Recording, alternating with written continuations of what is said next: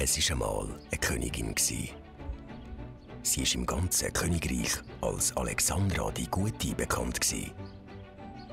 Voilà l'une des histoires qui peuvent être découvertes en se promenant le long des ruisseaux du village et du marais.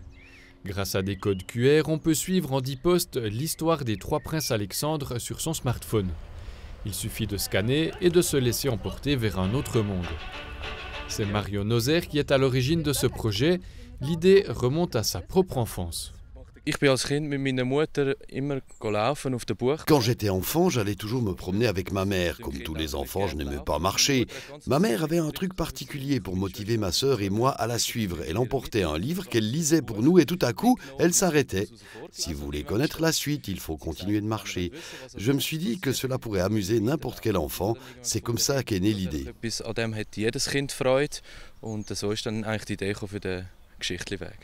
Allier le bon côté d'écouter une histoire avec la promenade qui peut parfois être un peu pénible. Au mieux, on peut vivre l'histoire en famille ou avec des amis. Un moment de partage qui est l'un des buts poursuivis par la mairesse Sandra Huber.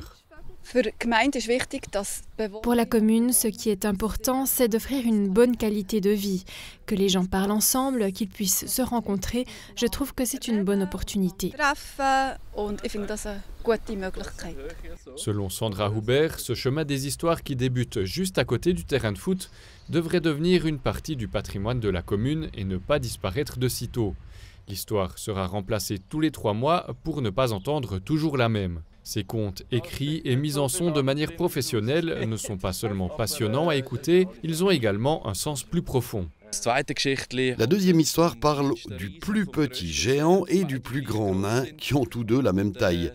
Au niveau méta, nous essayons de donner quelque chose aux enfants. Dans cette histoire, la morale c'est « tu es beau tel que tu es ».